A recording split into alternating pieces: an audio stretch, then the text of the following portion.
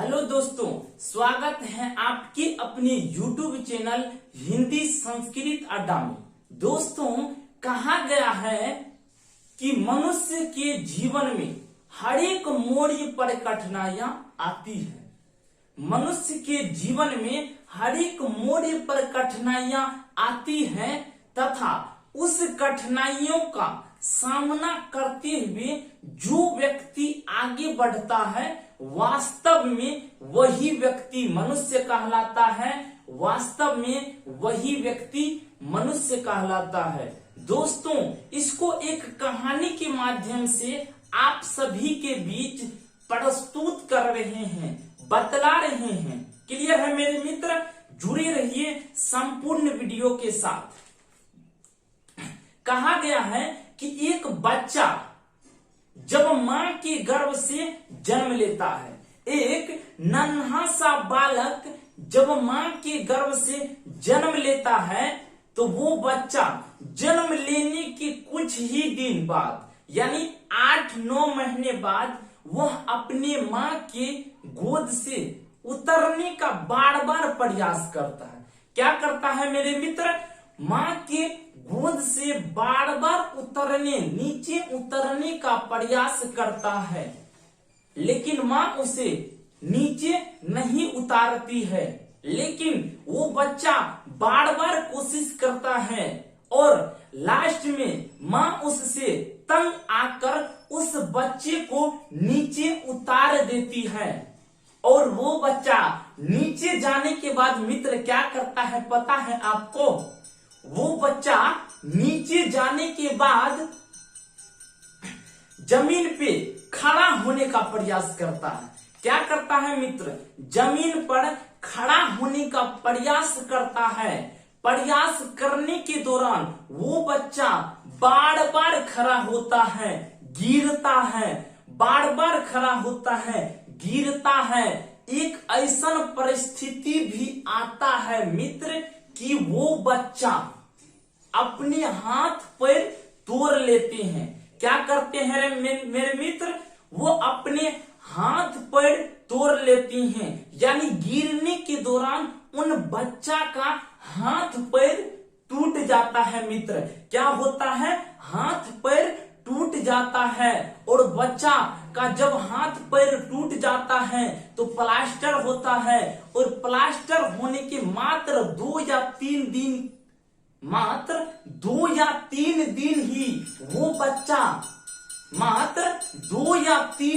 ही वो बच्चा शांत बैठता है, शांत रहता है। पुनः वो बच्चा जमीन पे उतरने का प्रयास करता है और उतरता है, और जमीन पे फिर वो बंडेज की स्थिति में यानी हाथ पैर टूटने की स्थिति में भी वो बार बार खड़ा होने का प्रयास करता है मित्र। क्या करने का प्रयास करता है? बार बार खड़ा होने का प्रयास करता है। और ऐसा स्थिति भी आ जाती है मित्र कि वो बंडेज पुनः टूट भी जाता है, लेकिन वो बच्चा हार नहीं मानता है। वो बच्चा बार बार कोशिश करता है, हार नहीं मानता है, और अंततः वो बच्चा हाथ पैर टूटने की स्थिति में भी खड़ा हो जाता है मेरे मित्र। खड़ा हो जाता है। इस कहानी से हम लोगों को ये उपदेश मिलती है, ये सीख मिलती है कि एक बच्चा खड़ा होने के लिए, अपने पैरों पर खड़ा होने के लिए हाथ पैर टूटने की स्थिति में भी बार बार कोशिश करता है मित्र। तो हम लोग क्या हैं? हम लोगों के जीवन में भी बहुत सारी कठिनाइयां आएगी मित्र, बहुत सारी कठिनाइयां आती है, लेकिन बहुत सारे व्यक्ति इस कठिनाइयों के दौरान ही पीछे हट जाता है मित्र। परिणाम स्वरूप वो व्यक्ति कभी आगे नहीं बढ़ पाता है। इसीलिए कहा गया है मित्र कि एक संस्कृत में एक लाइन सुनाते हैं आप लोगों को कि कहा गया है कि निरंतर श्रमेण च असंभव कार्येन अपि संभव करोति। मेरे मित्र, हिंदी में भावार्थ होता है कि निरंतर लगातार सरमेन परिश्रम से असंभव कार्य को भी संभव किया जा सकता है। यानी भावार्थ की बात करें तो लगातार परिश्रम से, लगातार मेहनत से असंभव कार्य को भी संभव किया जा सकता है मित्र, असंभव कार्य को भी संभव किया जा सकता है। इसलिए कहना चाहूंगा कि अपने लक्ष्य से कभी भी मत मुकरिए, क्योंकि कहा गया है कि जिस पे दुनिया हंसता है वही इतिहास रचता है मित्र, वही इतिहास रचता है। जिस पे दुनिया हंसता है वही इतिहास रचता है मित्र, वही इतिहास रचता है। पढ़े लिखे तो उन इतिहासों को पढ़ता है मेरे मित्र, पढ़े लिखे तो उन इतिहासों को पढ़ता है। चलिए अपने पॉइंट्स की ओर चलते हैं, अपनी दुनिया में प्रवेश करते हैं। नई ऊर्जा, नई जोश, नई जुनून के साथ जुड़े रहिए संपूर्ण वीडियो के साथ मित्र। आज का जो नया टॉपिक है उसका नाम है मित्र व्यंजन वर्ण। क्या नाम है? व्यंजन वर्ण। इनसे पहले हम स्वर वर्ण की चर्चा विस्तार पूर्वक बहुत ही अच्छा ढंग से कर चुके थे। पिछले वाले वीडियो में हम व्यंजन वर्ण की भी परिभाषा अच्छी पूर्वक, विस्तार पूर्वक देख चुके थे मित्र। क्लियर है? क्या बताए थे कि व्यंजन का मतलब होता है स्वतंत्र नहीं। क्या मीनिंग होता है दोस्तों? स्वतंत्र नहीं। यानी जिन अक्षरों के उच्चारण में स्वतंत्र रूप से नहीं होता है मित्र, जिन अक्षरों का उच्चारण स्वतंत्र रूप से नहीं होता है उसी का नाम है व्यंजन वर्ण मित्र, उसी का नाम है व्यंजन वर्ण। क्लियर है? तो आइए यहां से हम कल के वीडियो में अंतिम में एक बहुत ही इंटरेस्टिंग टॉपिक की चर्चा किए थे कि किसी भी वर्ण के ऊपर जो ये लाइन होता है इसका क्या नाम है मित्र। तो हम बताए थे कि किसी भी वर्ण के ऊपर जो लाइन होता है इसका नाम है शिरोरेखा, इसका नाम है शिरोरेखा। क्या नाम है मित्र? इसका नाम है शिरोरेखा। किसी भी वर्ण के ऊपर जो लाइन खींची हुई रहती है उसका नाम है शिरोरेखा। क्या नाम है? शिरोरेखा। और किसी भी वर्ण के बीच में जो लाइन रहता है उसका नाम है मेरे मित्र, उसका नाम है मेरे मित्र खरीपाई। क्या नाम है मेरे मित्र? खरीपाई। इन सभी चीजों के बारे में आप और हम विस्तार पूर्वक वार्ता कर चुके थे दोस्तों। अगला पॉइंट से निकल के बहुत ही इंटरेस्टिंग पॉइंट्स आता है मित्र, वार्ता करते हैं विस्तार पूर्वक। अभी क्या बताएं? किसी वर्ण के ऊपर शिरोरेखा, इसका नाम खरीपाई। अब आते हैं इसी में अंदर की बात को जानते हैं जो बहुत सारे लेखन पुस्तकों में मित्र देखने को भी नहीं मिलेगा। क्लियर है?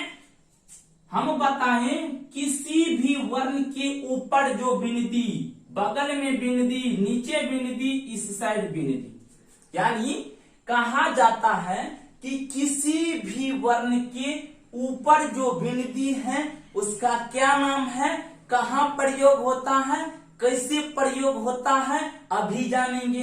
किसी भी वर्ण के आगे जो बिंदी लगा हुआ होता है मित्र उसका क्या नाम है, कहाँ प्रयोग होता है, सब अभी वार्ता करेंगे। किसी वर्ण के नीचे जो बिंदी लगा हुआ रहता है उसका क्या नाम है, कहाँ प्रयोग होता है, अभी विस्तार पूर्वक मित्र जानेंगे। क्लियर?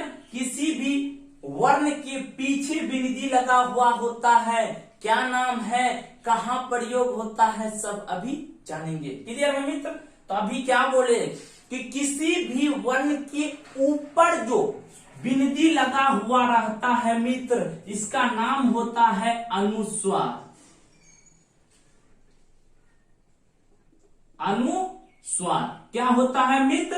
अनुस्वार, जिसे संकेत में इस टाइप का चिन्ह दिया जाता है। क्लियर है? तो किसी भी वर्ण के ऊपर जो बिंदी लगा हुआ होता है उसका नाम अनुस्वार होता है। क्या होता है मित्र?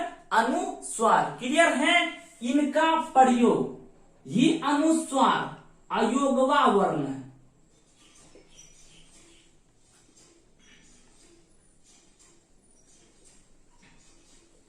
कौन सा वर्ण है मित्र?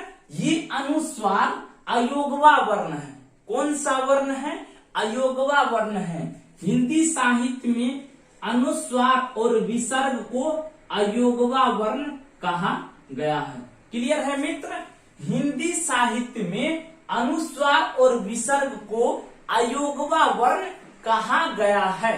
क्लियर है मित्र? आइए जानते हैं कि इसका प्रयोग कहाँ होता है। इसका प्रयोग कहाँ होता है? तो इस अनुस्वार और विसर्ग का प्रयोग हर हमेशा, अनुस्वार और विसर्ग का प्रयोग हर हमेशा स्वर वर्ण के साथ होता है। मित्र, पीछे वाले वीडियो में संपूर्ण स्वर वर्ण को विस्तार पूर्वक जाने, आज हम उस पर चर्चा नहीं करने वाले हैं। इसलिए जो भी मेरे मित्र इस वीडियो को पहली बार देख रहे हैं उससे नम्र निवेदन है कि आप पीछे के सभी वीडियो को देखें। सब एक दूसरे का से जुड़ा हुआ है मित्र, उसके बाद क्लियर होगा। हो गया मेरे मित्र? तो 11 वर्ण के साथ इस अनुस्वार और विसर्ग का प्रयोग 11 वर्णों के साथ किया जाता है। कितने वर्णों के साथ मित्र? 11 वर्णों के साथ। क्योंकि हिंदी साहित्य में 11 स्वर वर्ण होता है। कितना? 11। अभी क्या बताएं कि ऊपर में जो बिंदी है इसका नाम है अनुस्वार। ये अयोगवा वर्ण है। अयोगवा वर्ण में अनुस्वार और विसर्ग आता है। इसका प्रयोग हर हमेशा स्वर वर्ण के साथ ही होता है। किसके साथ होता है? स्वर वर्ण के साथ होता है। एग्जाम्पल की अगर बात किया जाए तो बोले कंचन। क्या बोले मेरे मित्र? कंचन। आप लोगों को पता चल, आप लोगों के मन में, जहन में क्वेश्चन उठने लगा होगा मेरे मित्र कि अभी हम बोले कि अनुस्वार का प्रयोग स्वर वर्ण के साथ होता है, यहाँ तो क यानी व्यंजन पे दिख रहा है। तो मेरे मित्र गौर कीजिएगा कि यहाँ जब इसको खंडित करते हैं तो पता चलता है कि का के अंतर यानी क के अंतर अ भी है।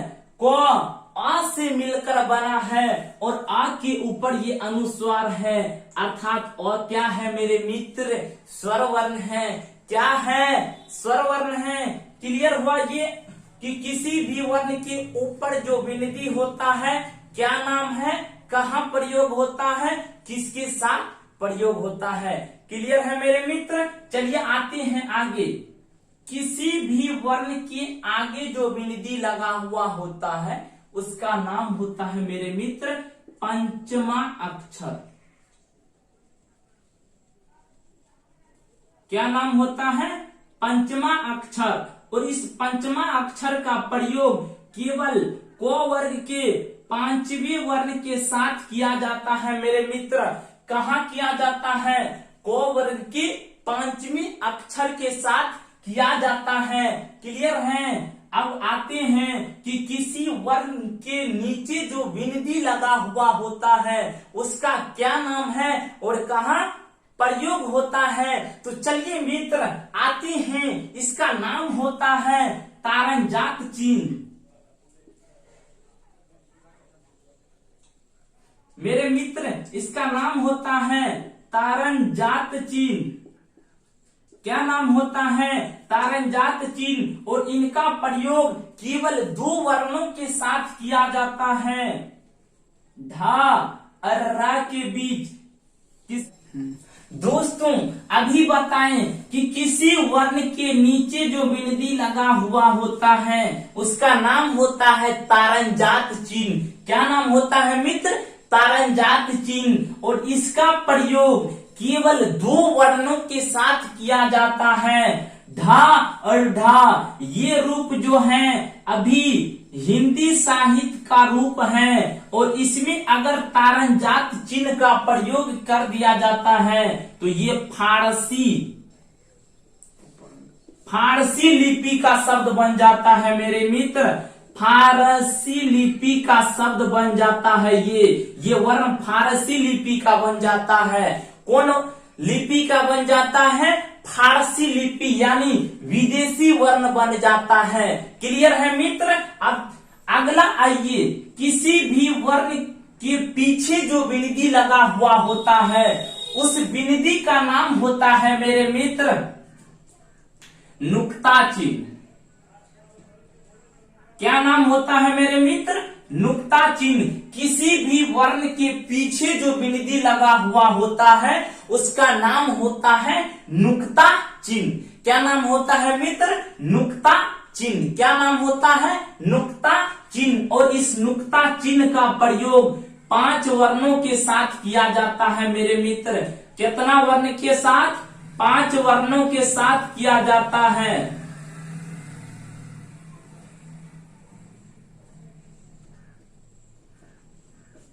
इन 5 वर्णों के साथ इस नुक्ता चिन्ह का प्रयोग कर दिया जाता है मित्र, यानी इसके पीछे बिंदी लगा दिया जाता है तो इस वर्ण का नाम हो जाता है मित्र नुक्ता युक्त वर्ण। नुक्ता युक्त वर्ण, नुक्ता युक्त वर्ण। तो मेरे मित्र क्लियर हुआ? ये सभी पॉइंट्स रिपीट करते हैं, नोट कीजिए, स्क्रीनशॉट लीजिए एक बार।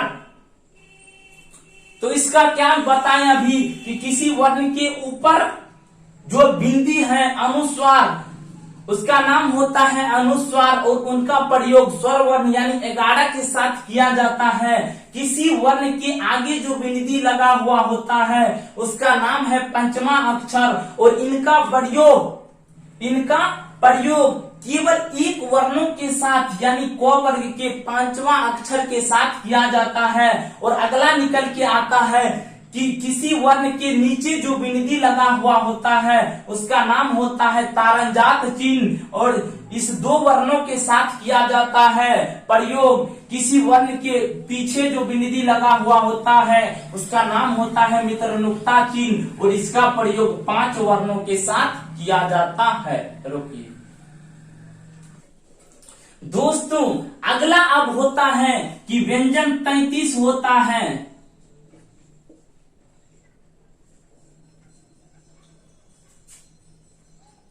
व्यंजन वर्ण की कुल संख्या 33 कितना होता है मेरे मित्र? 33 होता है। आइए 33 की वार्तालाप करते हैं, एक एक की चर्चा करते हैं विस्तार पूर्वक। इस 33 में से बहुत सारे प्रश्न पूछे जाते हैं, आप सभी देखते रहिए। इतना अच्छा क्वेश्चन आता है जो कि अपने लोगों के जहन में भी इस टाइप की क्वेश्चन नहीं आते हैं। आइए मित्र अभी चिन्ह के बारे में बताएं तो क वर्ग से एक क्वेश्चन निकल के आती है, बहुत ही अच्छा क्वेश्चन कि ये बिंदी जो लगा हुआ है मित्र इसका क्या नाम है? तो क वर्ग के इसके आगे जो बिंदी लगा हुआ है इसका नाम है मित्र पंचमा अक्षर। क्या नाम है मित्र? पंचमा अक्षर। यहां से एक क्वेश्चन बनता है, नोट कीजिए। क्लियर है? आइए देखते हैं कि च वर्ग से कौन सी क्वेश्चन बनता है।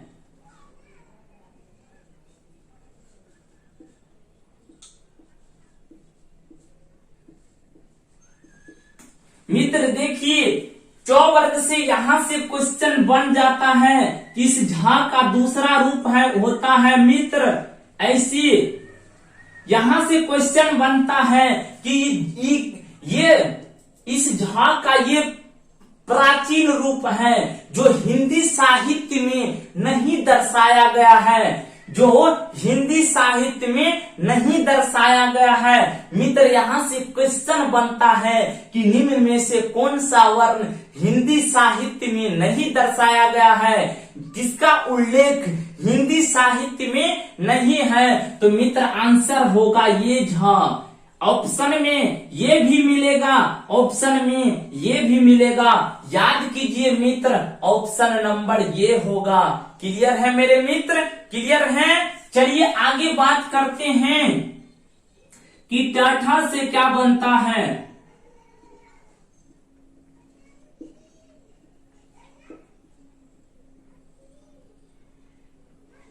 इसमें से इस दोनों से क्वेश्चन निकल के आता है कि ये दोनों अभी हिंदी लिपि, हिंदी भाषा के वर्ण हैं, और इसके नीचे जब तारंजात चिन्ह का प्रयोग कर दिया जाता है मित्र, तो ये फारसी लिपि के वर्ण हो जाते हैं। कौन सी लिपि के वर्ण हो जाते हैं? ये फारसी लिपि के वर्ण हो जाते हैं, और इसको विदेशी वर्ण के नाम से भी जाना जाता है। तो यहाँ से क्वेश्चन निकल के आता है कि निम्न में से कौन सा वर्ण विदेशी वर्ण है, निम्न में से कौन सा वर्ण विदेशी वर्ण है। तो मित्र इसको गौर कीजिएगा, ये दोनों विदेशी वर्ण हैं, ये दोनों हिंदी साहित्य के वर्ण हैं। अंतर क्या है? इसके नीचे बिंदा नहीं है, इसके नीचे बिंदी है, तारंजात चिन्ह का प्रयोग है। क्लियर है मित्र। आइए तथा से क्या क्वेश्चन निकल के आता है।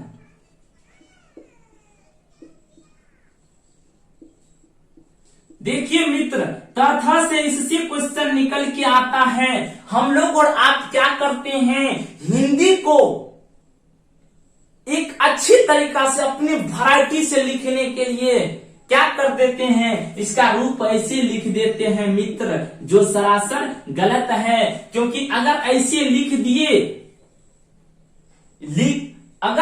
लिख दिए तो ये धा नहीं रह के मित्र, ये क ख के घा हो जाते हैं। क्या हो जाते हैं?